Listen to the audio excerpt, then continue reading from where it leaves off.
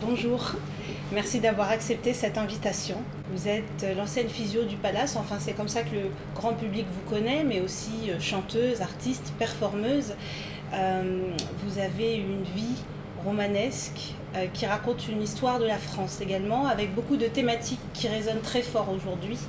Alors on va parcourir un petit peu votre histoire, en commençant déjà par vos parents. Donc ce mélange de Guyane et de France, comment tout ça a commencé? Je suis encore un peu étonné de l'engouement qu'on porte à la personnalité soi-disant que j'avais à l'époque pour travailler, avec une dureté de comédienne et en voulant qu'on me foute un peu la paix, donc j'en faisais 3 caisses, mais je crois par les tenues et par ma gouaille. La gouaille fut arrivée par moi-même, par l'esprit parisien Titi, né quasiment dans la rue, une enfance qui n'existait pas, Paris-Guyane par rapport à un père qui a commis un acte criminel avant-guerre par rapport à un drame passionnel. Il fut condamné donc à contumace au bagne, en Guyane. Il fit donc toute cette période de longues années. Par bonne conduite, il fut gracié, et ensuite il resta gardien du phare de l'île du Diable. De là rencontra une femme, une black, une noire, une marron, enfin une racisée, comme on dirait maintenant à l'époque, certes, et qui vint en France le suivre, et avec les peu de moyens qu'il y avait, a vécu avec lui, avec mon père, donc en tant que gardien d'immeuble dans le beau quartier du 17e arrondissement. J'y passa un petit peu d'enfance, très courte, ayant vu en premier lieu des gens un peu particuliers, dont j'avais eu tout, à mon sens, que certains étaient plus heureux que d'autres. Moi, ce n'était pas mon cas. Qu'est-ce que vous avez de votre père et qu'est-ce que vous avez de votre mère aujourd'hui? Je crois de mon père, j'ai peut-être une ténacité et un courage, je pense, face aux événements de la vie. De maman, j'ai joli diabète, parce que cette famille est côté black, et j'ai cette espèce de torpeur un petit peu qui fait que dans mes rêves et dans ma vie, il y a toujours un mysticisme qui règne, qui s'autodétruit souvent lorsque je me réveille, et qui est assez envoûtant. Et donc il y a 2 carambolages qui se mettent à être ensemble, et des fois ça fait un drôle de ménage, si je veux dire. Oui, dans ce magnifique livre Jenny Belair, Une créature, de François Jonquet, votre ami, il est beaucoup question de mysticisme, de sorcellerie. On voit que vous faites peur tantôt aux uns, vous fascinez les autres. Qu'en est-il vraiment? La réalité, c'est que je suis, je pense, un des plus beaux spécimens de sorcellerie dans le côté Walt Disney, pas farce et attrape. Mais on peut singer la doudou, sorcière, le vaudou, et on peut aller jusqu'à aussi chercher ses propres racines profondes. Et lorsqu'on se met un peu en extase, ou dans un contexte particulier, seul ou face à des gens, et qu'on paraît différent ou différente, il y a en moi ce petit garçon devenu une créature entouré d'esprit de femme, quelque chose qui est en moi, qui restera toujours de mystérieux, qui ne me dépasse pas du tout, mais qui reste ancré. C'est toujours tourné autour du bien, hein, normalement. Du bien. Normalement autour du bien. Ouais. En pensée, loin de là, car c'était ma seule, et c'est ma seule défense lorsqu'on me touche, lorsqu'on me heurte, lorsqu'on me brutalise, lorsque chaque jour il faut se défendre par rapport à ce qu'on est une personnalité différente, qu'on vit à l'envers des autres. Il faut avoir une prédilection contre le mauvais côté de ceux qui sont soi-disant bons et généreux et sympathiques, qui sont tout à fait contraires. Donc c'est une espèce de bouclier du sentiment et de la versation contre ceux qui d'autres pratiquent un mal tout à fait évident envers l'humain et envers eux-mêmes d'ailleurs. Vous avez été beaucoup confronté à la malveillance? Constamment. Enfin, quand on décide de ne pas vouloir changer les choses du destin et de rester soi-même en mettant un apparat vestimentaire, une attitude plus ou moins féminine, de rester maintenant avec l'âge, avec une autodérision, effectivement qu'on est un peu à la charge de mauvaise langue ou d'incompréhension surtout. Parce que maintenant, paraît-il que c'est plus ouvert, presque plus tendance, presque plus acceptable. Oui. Que nenni. Justement, vous êtes né Alain Safo en 53. Comment vous décririez On ne donne jamais l'âge d'une dame, ma chère. Vous êtes né Alain Safo il y a quelques années. Il y a quelques années. Et comment vous décririez ce petit garçon que vous étiez jadis? Et comment c'est fait finalement? Parce que dans le livre, ce qui est assez étonnant par rapport à l'époque, c'est qu'on a l'impression que dans le milieu de la nuit dans lequel vous avez évolué, ça ne comptait pas et que personne ne se posait la question. Vous étiez simplement génie. Est-ce qu'on catégorisait moins ou est-ce que finalement c'était dû au monde de la nuit et que le jour c'était très différent? La nuit c'est une seconde couverture, tout est permis, ce fut à l'époque je pense, tout est permis, donc il y a moins de questions à se poser puisqu'il y a une libération totale de son individu. Il y a le côté archétype, la folle, la folasse, le gay de l'époque avec son attitude, ou social et coiffeur, ou antiquaire. C'était vraiment les côtés classiques. Et la nuit, une fois que la porte est ouverte de l'établissement, on est comme on est et il n'y a pas de jugement. Et ça, c'était très intéressant de vivre ça. On ne s'est pas posé vraiment de questions. L'évolution de la personnalité fait que, soi-disant, ça a l'air compliqué. C'était compliqué et à la fois facile parmi mes confrères et mes consoeurs, parlant de froufrou, de maquillage, parlant de frivolité, caressant constamment le bonheur en faisant une jolie robe, un humour à la vax de la pousse, une diversion complète de la réalité de la vie en sortant le matin. C'était l'un et l'une des meilleures cages, non pas des folles, mais cages de plaisir. Donc c'était marrant. Et on ne s'est jamais posé la question, et moi-même ne me suis pas posé la question, parce que je n'ai pas vu ma jeunesse passer, ni ma beauté passer. J'ai rien vu de tout ça. J'ai eu quelques aventures invraisemblables, mais autrement, parce que je n'ai pas eu une attitude réellement femme, classique. Peut-être que certains me reprocheront, ou me reprochent peut-être, mais j'ai toujours considéré ma tenue, ma façon d'être comme un déguisement, jusqu'au bout, constamment, être une chose à part, un truc à part, un machin à part. Vous ne vous définissez pas? J'arrive vraiment pas à me définir. S'il y a par exemple une guerre, on pourra m'appeler et j'irai au front volontiers. Parce que c'est comme ça. D'autres peut-être iront ailleurs, mais moi je reconnais que c'est ça pour moi. C'est compliqué peut-être à saisir ces deux, on comprend très bien. Deux doubles de personnalité. Mais c'est pour ça que je reste ainsi. Des fois, ça me fatigue un peu. Voilà. Mais j'y prends un plaisir dingue et à la fois une réflexion constante sur la philosophie de ma propre vie. Pourquoi l'intérêt de tout ça? Je ne sais pas. Dans ce livre, vous décrivez un Paris comme un Paris authentique, ce Paris que vous avez connu. C'était quoi ce Paris? Paname. Paname. Paname, c'était le Paname qu'on aime avec une façon populaire de vivre. Oui, vous écrivez le vrai Paris authentique avec la poule de luxe au bout de la rue et le bourgeois de l'autre. Oui, parce qu'on pouvait encore rencontrer ou entendre Tu montes chérie, des poules à chaque coin de rue, certains quartiers, faisant le tapin, la clope au bec, aller au bistrot. Bistrot était un fait de société remarquable pour entendre de tout, et rien.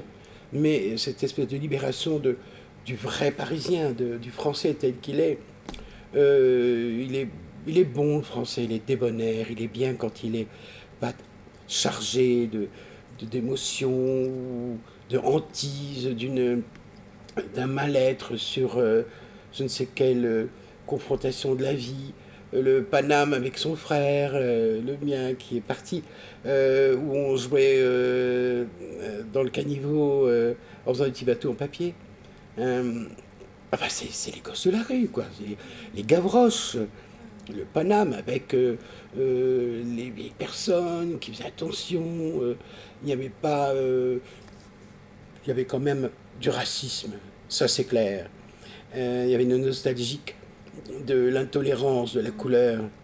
Qui déjà, ça commençait un petit peu, mais pas autant que maintenant, sur la vision un peu troisième œil de l'immigration, disons, marocaine, algérienne, tunisienne, des pays du Nord, d'Afrique du Nord, pardon, et qui dérangeait un peu, mais tous venaient pour bosser, je crois. Mais on y trouvait de tout, un tabac, un café mélangé. Il n'y avait pas cette scission, cette espèce de... Ils n'étaient pas encore chargés par rapport à leur religion sur les revendications et sur une haine à venir, d'incompréhension qui commet des crimes actuels. Et Paname, c'était, je sais pas, moi, c'était autre chose à vivre.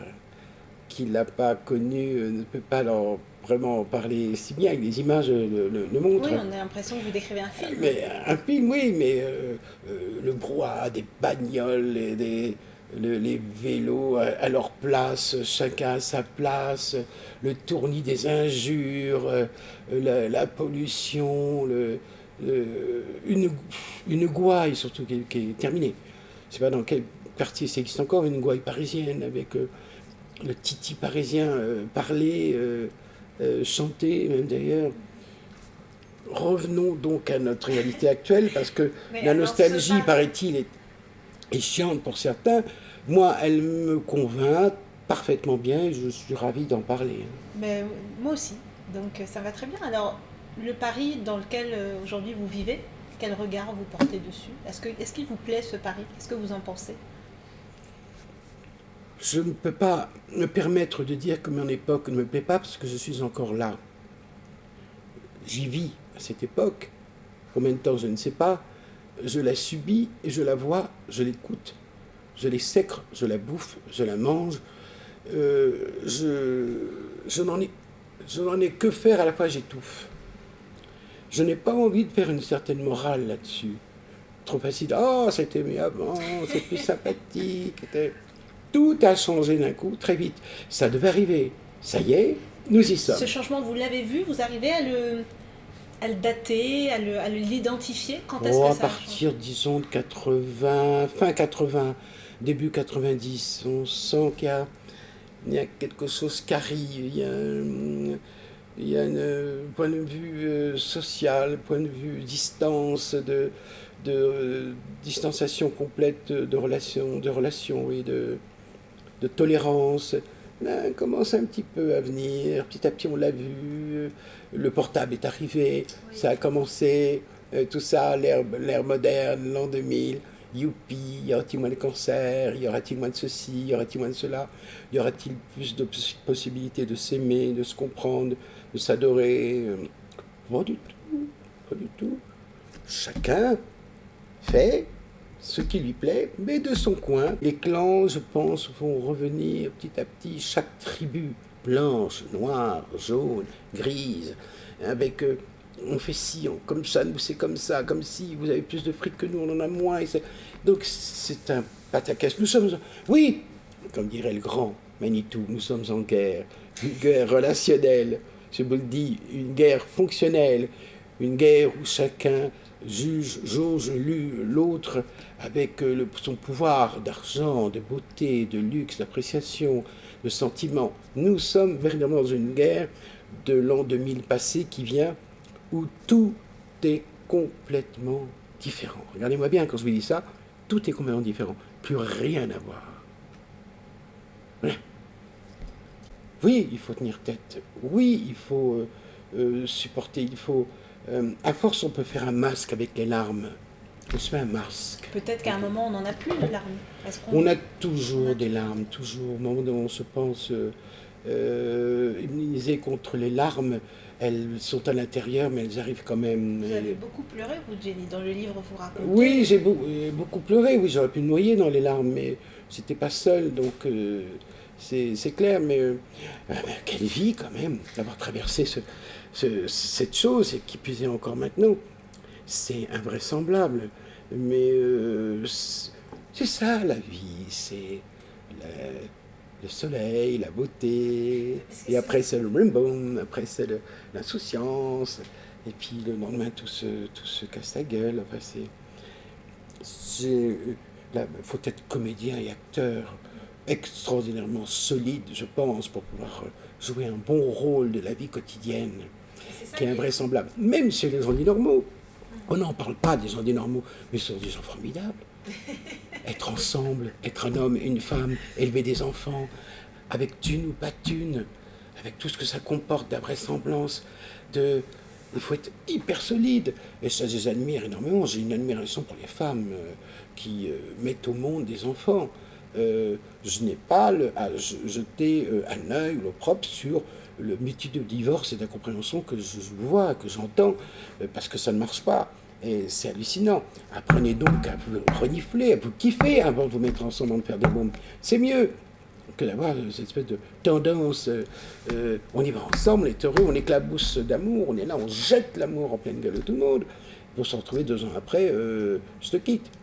Et mes mères ou pépère avec la garde de l'enfant. Et c'est navrant, je trouve ça c'est pathétique.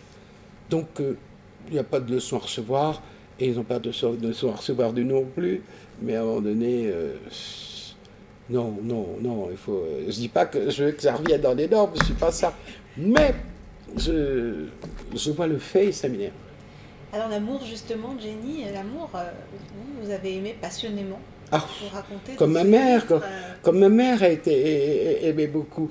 Oh, aimait, très, très fleur bleue. Le reste, ce sont des amants de passage, des choses. Et moi, finalement, mon plus bel amour, c'est moi. C'est moi. C'est mon autre côté, qui m'a épousé depuis très longtemps. On me dit, pourquoi tu es seule? Quand je dis, mais pourquoi tu n'as pas de mari? Pourquoi tu n'es pas fiancée? Pourquoi tu... Vous ne regrettez pas de ne pas avoir construit une longue histoire, de vivre avec quelqu'un? Non, je suis trop égocentrique, je pense qu'à moi-même, il n'y a qu'à moi que je pense. Moi, j'aurais donné mon corps, même à la médecine. D'ailleurs, elle n'en veut pas, d'ailleurs, j'ai fait le dossier, elle n'en veut pas. C'est assez particulier. Mais non, mais c'est impossible, je suis trop... ah là là, comment dirais-je, trop professeur de l'amour, je suis très Lady Protocole, hein, malgré ce côté un peu j'en foutre et j'en passe, mais il n'y a pas plus bourge que moi dans la pensée. Ah oui, fais pas ci, fais pas ça, comme ci, comme ça. Oula, ça a l'air de rien comme ça, on me connaît là-dessus il y a des limites à pas... Mais pourtant, vous êtes si généreuse. Générosité veut bien dire que je suis certes généreuse, mais dans le bénitier, où il faut bien se faire le signe de croix et se laver les mains après, et dans le tronc, il faut bien fermer le tronc pour que personne d'autre prenne l'argent. Moi, je suis comme ça, c'est particulier, il y a une doctrine qui est belle pour les autres, et pour moi, c'est un peu à la cloche-merle, c'est un peu différent. Qu'est-ce qui, selon vous, n'a pas fonctionné quand vous dites dans votre livre je t'aime, par exemple, quand vous parlez du mot je t'aime, je ne l'ai jamais entendu. Pourquoi? Parce que vous avez rencontré beaucoup d'hommes, vous avez aimé beaucoup d'hommes. Allez demander ça aux hommes que j'ai rencontrés. Je crois qu'on ne peut pas aimer un monstre.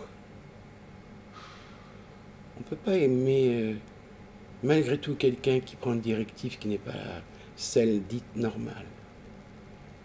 Donc on a peur peut-être que la troisième personne, comme Hercule Poirot, on a peur que Jenny puisse être une espèce de scotch indélébile, une colle forte qui se met comme ça sur son propre cœur et qui n'arrive pas à enlever lorsqu'il faut, parce que Jenny s'accroche comme ça. Et puis, c'est l'attitude d'être un peu rentre dedans. Des phrasés, des choses que je dis en société avec des amis. Une femme ne parle pas comme ça. Enfin, une femme a une certaine tenue. Donc, ça fait peur. Quand on est un peu l'axe de la pousse, Madame Sans-Gêne des Dom-Tom, on m'appelle. Alors que on peut rester que seul. C'est un peu c'est le lot. Bourré d'amis, entouré d'amis, d'amis sûrs qui sont là. Sans certains amis, je ne serais pas là de ce monde. Sans leur aide, je ne serais pas là, je serais ailleurs. Je ne sais pas où, mais je serais peut-être encore retourné en temps mon adolescence à l'île aux Juifs, protégé par la statue de Louis XIV, sur les quais SDF, avant d'aller à Saint-Germain pour découvrir un monde que je ne connaissais pas. Je serais encore là-dedans. Vous racontez ça, cette découverte, cette arrivée à Paris. Et ce que j'ai beaucoup aimé dans le livre, c'est que vous décrivez vraiment comme personne les différents milieux sociaux, les particularités, les bourgeois, les pas bourgeois, les parvenus, les m'as-tu vu. Vous savez vraiment lire les gens. Ça, c'est naturel ou c'est venu avec l'expérience? Non, c'est naturel quand on est quand on est à un moment donné livré à soi-même dans la rue. On regarde ceux qui vous donnent, ceux qui vous donnent pas, ceux qui veulent du bien, ceux qui veulent pas de bien, ceux qui sont là pour je ne sais quelle chose, ceux d'autres qui sont d'une générosité folle, ceux qui ont un savoir de donner avec élégance, ceux qui ne l'ont pas, ceux qui cherchent. Alors j'ai pu après à Saint-Germain-des-Prés aller dans ce milieu comme ça au nuage, un bar gay où j'ai toqué un soir et on m'a ouvert la porte et puis on dit qu'est-ce que c'est que ce truc. Moi j'étais là comme ça, je venais souvent, j'étais outrancieusement maquillé dans tous mes états. Il y avait un show, le Bobby Show américain qui venait de la comédie musicale Hair, Bobby, qui après était chez Michou, talent et un artiste comme on n'en fait plus. Je dormais, il chantait au Happy Day, et puis il m'a réveillé, c'est avec que je dormais un peu. Et j'ai pris le micro, et j'ai chanté au Happy Day, enfin, putain, mais quelle voix celle-là. Et je ne me suis pas rendu compte que... Donc ils m'ont pris tout de suite sous la coupe, je chantais un petit peu, et je présentais. Pourquoi? Parce que j'avais la façon de présenter. Et maintenant, je vais vous présenter Elvinia, la brésilienne, qui est sortie du bois, est arrivée ici avec ses plumes. Voilà, alors la belle Elvinia qu'on adore. Ça commence à pisser de rire, dans tous les sens. L'impact des gens sur l'humour.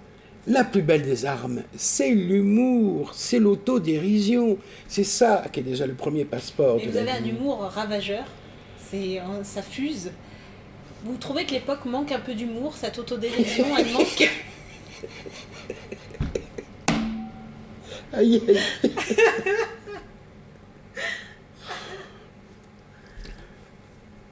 L'humour est chez soi maintenant. Bien, on va dire non, on va rigoler, on va rire ensemble. Mais rire en public, rire en société, c'est indécent. Enfin, rire, de qui se moque-t-on? Rire, ça veut dire qu'on est bien en soi, qu'on est heureux, on est en groupe. Rire, c'est fini. Non, pour moi, l'humour est toujours existant, mais il est sous une enveloppe, il est sous cloche. Hein, on a un droit des humoristes qui s'expriment parce qu'ils viennent d'une certaine banlieue, d'un certain milieu, et qui vont faire rire ceux qui vont comprendre quand ils rient, n'est-ce pas? On paye pour entendre ça. Mais faire rire d'emblée, comme ça, gratuitement, de manière désinvolte, ça c'est aussi le milieu qui veut ça un peu, parce que le rire gras, l'humour dur et corrosif et méchant, il est surtout dans le milieu gay, c'est connu, on ne se pardonne pas. Il y a eu celle-là qu'on a allé à Tiffé. Il y a eu celui-ci, mon Dieu, il sort avec son fils. Non, c'est son neveu, bon, l'arrière. Non, regarde celle-là, je te dis, c'est pas des vrais seins. Oh, arrêtez vos conneries. Peu importe, elle a des seins. Oui, mais ils sont durs. Vous pourriez poser un plat. Enfin, bref, c'est l'humour. L'autre partie de l'humour, c'est d'être en autodérision constamment. C'est ça, voilà, ça permet l'humour hôpital américain, pour les gens qui sont aux hôpitaux américains, parce que je connais des gens qui sont allés dans tous les hôpitaux. Il y a toujours une doudou, qui a de l'humour, un clown pour l'hôpital des enfants malades. Les clowns arrivent pour faire rire les enfants, pour donner une joie, le rire. C'est essentiel, c'est une seconde thérapie, c'est une nourriture hallucinante, le rire. Qui vous connaît vraiment, Jenny? Au-delà de... Vous avez parlé tout à l'heure du fait d'être acteur, actrice dans la vie pour s'en sortir. Avec qui vous ne jouez pas de rôle, finalement? Je joue même avec moi-même. Je rentre dans mon petit home et je me parle. Et alors, connasse, qu'est-ce que t'as encore oublié? Oh, tes clopes, faut pas que tu fumes. Qu'est-ce qu'il y a encore? Tiens, il faudrait que je change ça, parce que ça va bien ce cadre. Qu'est-ce que tu me fais chier? Le Covid fut alors un exercice qu'on adore. Seul, comme tout le monde le confinement. Pendant 1 mois et demi, 2 mois. Il faut savoir s'aimer soi-même, mes enfants. Tourner-cotis, tourner-coton. Dans une pièce, il n'y a pas de champ de coton. On est là, on réfléchit, on met la télé, on regarde, on écoute, on regarde, on écoute, on mange, on flippe, on téléphone, on répond, on est là. Ça recommence. Le silence, le silence, le silence, le silence. Moi qui? Le silence, pour moi, c'est déjà une petite mort. Ah! Mais on se dit, mais la télévision, je ne suis pas seul dans ce drame. Quelle horreur! On zappe, on regarde des films, on écoute. Et je me dis, passe-toi, mais passe-moi là, passe-toi. Mais on dit, oui, on est en 2009. Non, on est en 2020. Et c'est reparti. Compassion, tristesse, devotion pour ceux que je savais dans la rue avant tout. Pour plus démunis que moi, avant tout. Pour plus triste que moi, avant tout.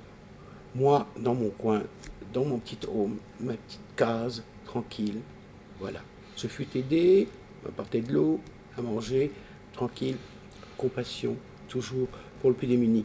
C'est la seule façon où on peut tenir la tête haute. Se plaindre, comme certains, dans des espèces d'appartements sublimes, dans des datchas merveilleuses, dans des jardins, avec des petits oiseaux, ce calme discret d'une certaine petite bourgeoisie. On est alors en train de se plaindre, ils ont dit quelle horreur, mes amis, c'est épouvantable. On entend le cri d'une vache, ou le cri d'un veau, le cri d'un hibou. Bref, on ne sait plus ce qu'on dit. On perd la notion du temps. Et on pense à ceux qui sont à Paris, dans des petites piécettes, sans rien. Non, mais à un moment donné... Alors on a pu voir, certains ont dit, mais... elle se plaint celle-là. Mais t'as vu l'appartement qu'elle a? T'as vu la maison qu'elle a?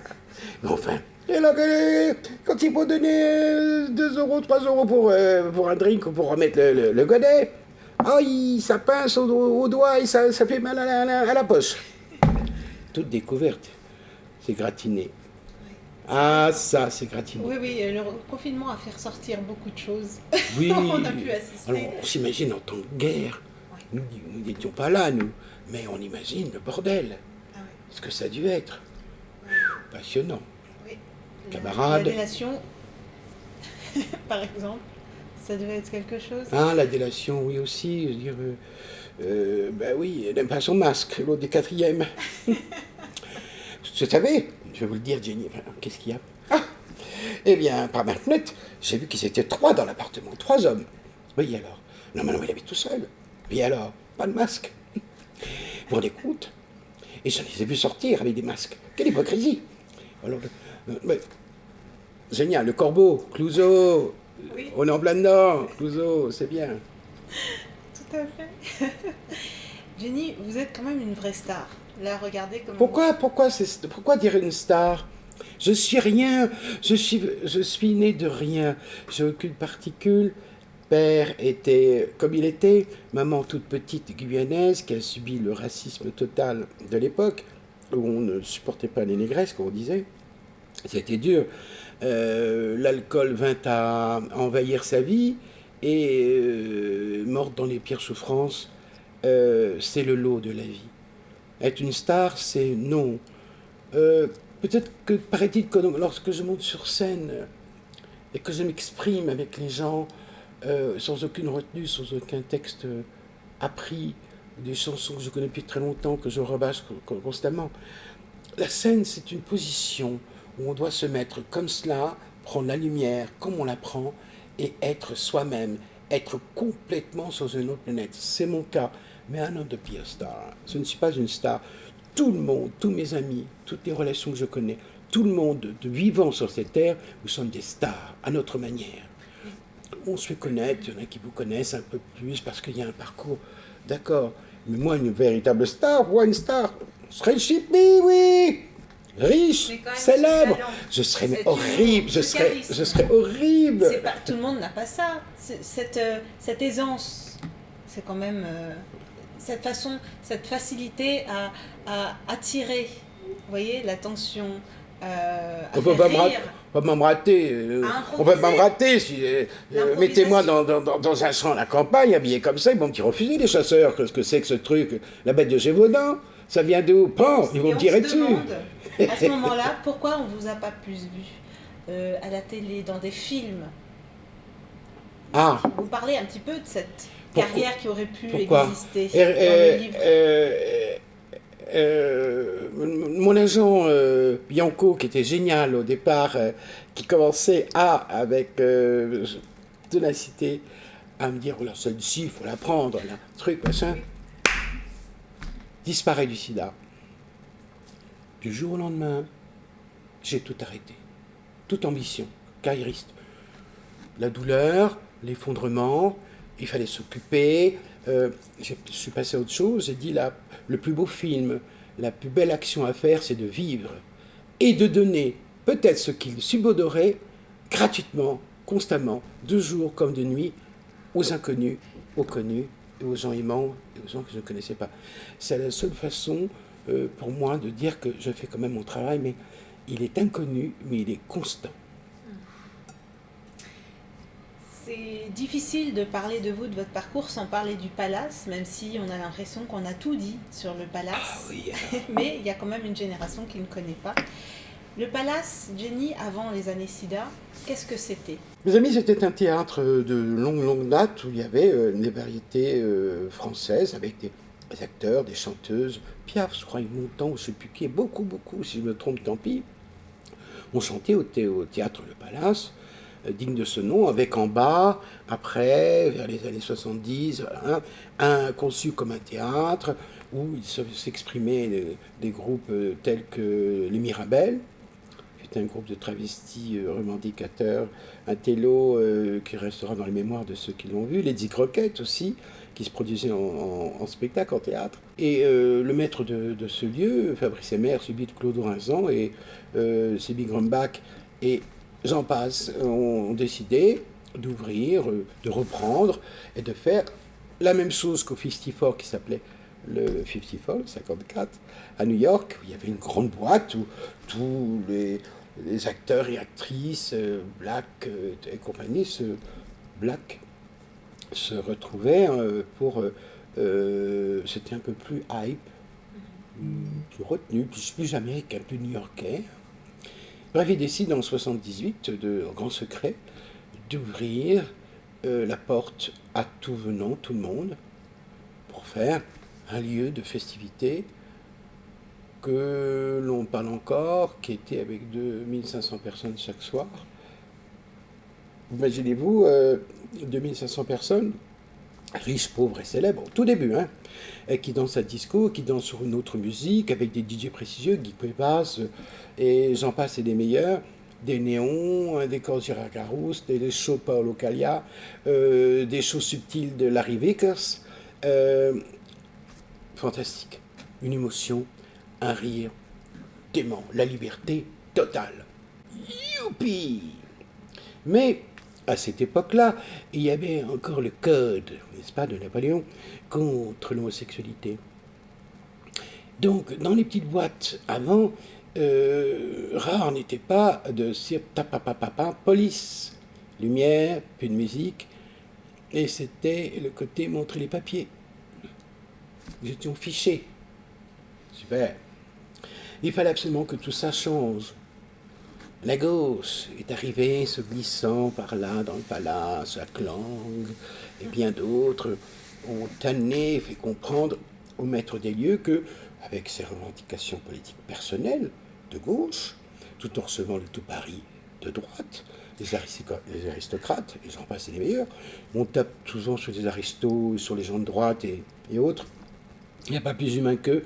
Et Mitterrand a été élu, la gauche a été élue, le déluge de bonheur, ça ne durera pas longtemps, hein, le déluge de bonheur absolu, où toute personne confondue pouvait venir au palace.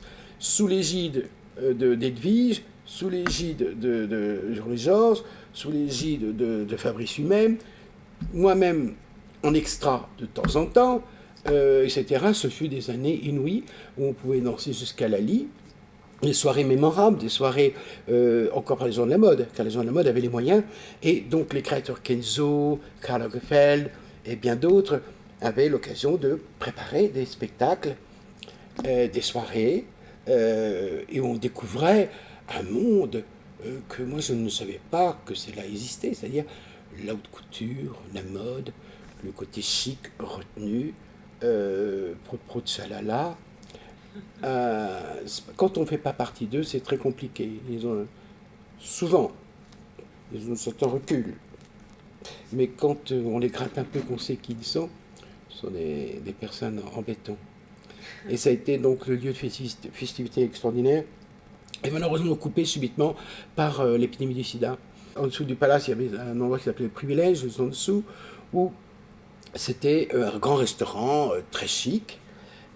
Chic, parce que quand c'est chic, c'est cher. Ou quand tous les gens qui font le monde entier, littérature, cinéma, mode, et j'en passe des meilleurs, dont on parle, se retrouvent ensemble. Donc, ils sont entre eux. C'est un privilège de les voir, et c'est un privilège de ce qu'ils se rendent compte d'être entre eux. Donc, l'élégance, le chic, etc., les plus beaux mannequins du monde, la beauté, les gens riches, les gens beaux, waouh, ils sont tous là. Et vous racontez une liberté totale. On a l'impression que vous décrivez, on a l'impression que tout était possible. Oui, le paquebot avant le Poséidon, tout était possible, tout est possible. Tu veux de l'absurde, t'en avais. Libo, celui-là, tu peux le tut. Celle-là, elle est... il n'y avait aucune retenue, quoi, ne te retiens pas. Pouf, mange, vis. Vas-y, quoi. Étouffe-toi du bonheur de vivre ces instants présents. Et vous avez eu des moments mémorables, ouais, drôle. Notamment votre arrivée. Ah oui, en gondole. Oui, c'est Eric Stark, mon copain, qui avait eu l'idée de créer une entrée. Pourquoi ? Parce que c'est la fête des Doges. Il dit il faut une gondole. Voilà. Bon, on a joué des jeux. Il a construit la gondole lui-même. Il a payé lui-même. Il y a eu Olivier Charles disparu. Et bien d'autres. Et les pompiers de Paris ont tenu la gondole. On s'est mis dedans. On a mis une demi-heure pour rentrer. Et 2 minutes 30 pour finir, faire le tour, étant donné que l'un des pompiers a vu pour la première fois une espèce de décolleté où les nichons dépassaient, il est tombé vert, et croche-pied, je suis tombé. Je suis tombé en arrière comme ça, j'ai une culotte, hein, mais soi-disant qu'on a découvert que je faisais partie de l'école des Déons, des chevaliers Déons, mais enfin bon, ça c'était notre histoire. Rigolade totale. Mais il fallait le faire. Il fallait oser. On était complètement cinglés. Inconscience totale. Mais c'était drôle. Il y avait quand même aussi des rebeux dehors qui étaient trop drôles parce qu'ils étaient guère menaçants. Ils trouvaient ça. Pendant le parcours, ils étaient Ils trouvaient ça drôle. C'était une fête. Fête des gens qui ne comprenaient pas mais qui s'amusaient. C'était génial. Voilà. Kenzo, des soirées à tomber par terre, quoi. Et d'ailleurs, vous utilisez le mot dans le livre folle. J'étais devenue folle à un moment de ne pas dormir.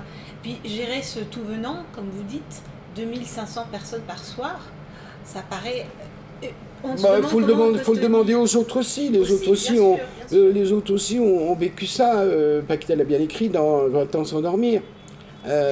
Dormir de quoi ? Moi, je ne savais pas où dormir. Figurez-vous, je ne savais pas où dormir. Moi, regardez bien là. Je travaillais, je ne savais pas où dormir. Il n'y a pas très longtemps, Claude a réagi en disant « Mais j'étais pas au courant, je ne savais pas où piéter. Je ne savais pas où dormir. » Je prenais les thunes comme ça et j'allais à l'hôtel. Je dormais chez l'un, je dormais chez l'autre, je dormais sous... Je n'avais pas d'appartement, je n'avais rien. Mais sans prendre de calme, sans prendre de conneries, coupette sur coupette, godet sur godet, bravo la santé maintenant, j'ai tenu par ça. Donc par une espèce de force de caractère... Autrement, d'autres ont pris que des conneries et le payent maintenant ou l'ont payé trop cher.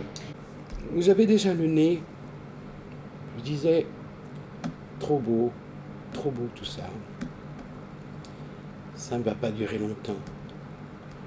Pourquoi? Parce que, je l'ai dit, je crois que quand on est devant une porte, de temps en temps, on voit la société qui commence à 11h du soir, qui finit à 7h du matin.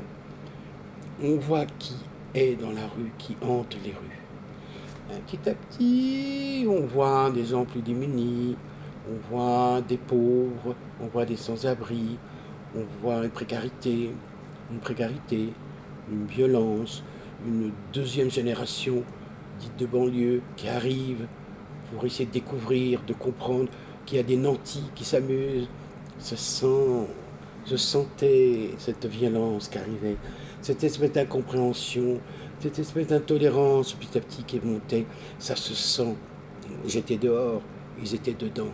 Ça se sent. Et ça, un homme politique, je conseille souvent non pas de prendre la porte, mais Monsieur le Président, si un jour vous restez encore longtemps, je ne sais qui, faites une porte. Inventons, mettez-moi devant l'Élysée, tenez. Sortez un peu tous de vos privilèges à vous et voyez ce qui se passe réellement. Et contre les colporteurs qui vous racontent ceci, cela, c'est pas triste. Quand vous parlez de Devers, moi ça m'a, parce que j'aime beaucoup en tant qu'acteur, vous parlez un peu de lui, de cette rencontre que vous avez fait au Palace. C'est quelqu'un qui a beaucoup souffert aussi, vous avez des blessures en commun, est-ce que vous l'avez ressenti, quoi? Lorsqu'on voit quelqu'un de connu, lorsqu'on voit un acteur ou une actrice qui reste à un moment donné seul dans un contexte festif, en train de penser à autre chose, on peut se dire il pense ou elle pense à, disons, au texte, parce que cette personne va tourner demain au travail. Lorsqu'on voit ça, je me suis dit tout de suite, t'as rien à foutre là. T'as rien à foutre là. Qu'est-ce que tu fous là? Comme d'autres encore. Qu'est-ce que vous foutez là? Là, c'est pas votre place. Attention, la nuit, c'est la perdition. La nuit, c'est la coke. La nuit, c'est beaucoup de choses. La nuit, en fin de compte, c'est énormément d'excès. La nuit, ça ne sert à rien, parce qu'on ne peut rien oublier dans la nuit. Au contraire, tout s'amplifie. Qu'on soit dans les bras d'une jolie nana, ou d'un joli mec, ou ivre, complètement ivre, en train d'être trimballé, en train de danser, de remuer. Non. Mais quand on voit ça, quand je sentais ça, je me suis dit, c'est mauvais. Parce que si on ne reste plus dans son propre créneau de travail, lorsqu'on sait qu'on est une personnalité aimée, respectée par un boulot d'enfer, et qu'on vient là, certes on est des copains, on est des potes, c'est quelque chose qui ne va pas. Et je l'ai vu souvent sur certaines personnes. Je me souviens du dernier regard que m'a jeté Pauline Lafont. Nous étions dans les Halles, à Châtelet. Elle partait à la campagne. Et j'aimais beaucoup. Et quand on me dit, Madjini, je suis contente, je parle, là, et me regardant, me disant, prends soin de toi. Je me suis toujours méfié de ceux qui prennent le temps de dire subitement, prends soin de toi. Ça veut dire ce que ça veut dire. Toujours. La nuit tue. Des fois, la nuit tue. Donc vous êtes une survivante? Non, je pense que je suis déjà parti depuis très longtemps. Je fais mine de faire du bruit, de parler de moi, de faire du vent. Je me déplace. Mais je suis parti depuis très très longtemps. C'est là qu'on revient au pouvoir mystique. Je ne suis pas souvent là. Je suis souvent ailleurs. Je ne suis pas réellement dans la réalité. C'est ça qui me sauve peut-être. La souffrance, peut-être la faim fera que ça va me réveiller. Mais depuis des années, je ne suis plus vraiment dans la réalité de la vie. Vraiment. Alors, c'est bien la dacha, hein? Super. Alors, ouverture donc vers le 15 septembre, rue des Gravilliers, la dacha, le bar, le Spoutnik, fait par une équipe merveilleuse, courageuse, et qui sont en train de...